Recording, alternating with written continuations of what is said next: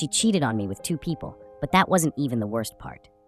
Hi, my name is Ethan, and this is the story about discovering that the person I loved saw me as a pawn in their game, and how that truth nearly shattered me, but ultimately set me free.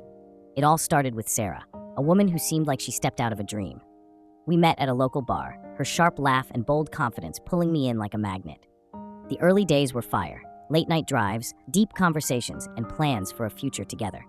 She told me she'd had a colorful past, a string of flings she swore were behind her. "That's not me anymore, Ethan," she said, her eyes soft. "With you, I want to do things right. Wait for marriage, make it special." I bought it. Hell, I respected it.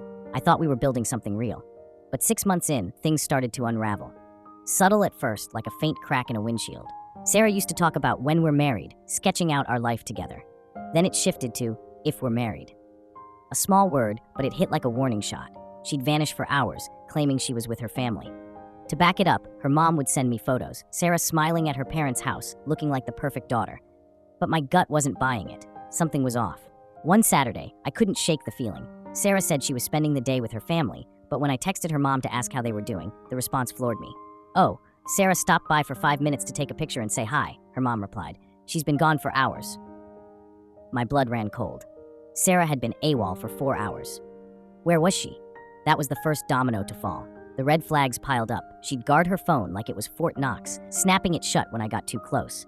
She'd toss out comments like, "Guys are all the same," or "Men always let you down," always with a smirk that felt like a jab. Then there was the night she came back from one of her family visits with a faint scent of cologne on her jacket. Not mine. I started keeping a mental log, piecing together the puzzle. The truth hit like a freight train one rainy afternoon. Sarah had crashed at my place after a movie night, leaving her laptop open with Discord running. I'd never snooped before, but suspicion was eating me alive.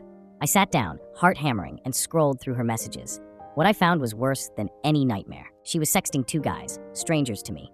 Explicit messages, flirty banter, and with one of them, clear proof they'd met up for sex while we were together. My hands shook, my vision blurred. I wanted to slam the laptop shut, but I kept scrolling, like picking at a wound. Then I opened her chat with her best friend, Lauren, and that's when the real gut punch landed. Sarah had laid it all out. She never planned to wait for marriage. It was a lie, a carefully crafted act to string me along.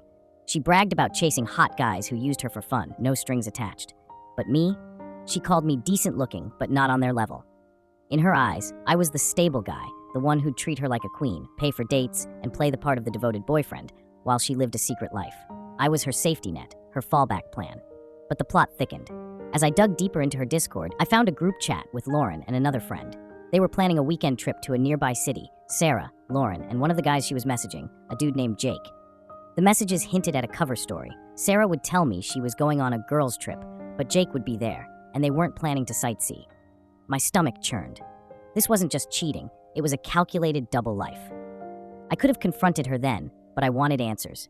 I waited until the next day, when Sarah came over, acting sweet as ever. I played it cool, asking about her upcoming trip. "Oh, just a girls' weekend with Lauren," she said, flashing a smile. I nodded, then casually mentioned I'd run into a friend who saw her with a guy at a bar last week. Her face froze just for a split second before she laughed it off. "Must have been someone else," she said, but I saw the panic in her eyes. That night, I decided to take it further. I tracked down Jake's social media. Turns out he was a local DJ with a reputation for being a player. His posts were full of club photos, and there in the background of one was Sarah, laughing with him, time-stamped during one of her family visits. I had all the proof I needed. The confrontation was ice cold. I invited Sarah over, sat her down, and laid out everything. Discord messages, the photo, her mom's text. I didn't yell. I didn't need to. The evidence spoke for itself. She tried to spin it. Tears, excuses, claiming it was just a phase. But I was done. I told her to leave and never come back. She walked out, and I haven't seen her since. The fallout was rough. Her lies didn't just break my trust. They made me question my worth. Was I just the safe guy, doomed to be used? For a while, I was cynical, second-guessing every woman who smiled my way. But then I made a choice. Sarah's deception wasn't my story. It was hers. I started taking back control. I hit the gym, not to prove anything, but because it felt good to be strong.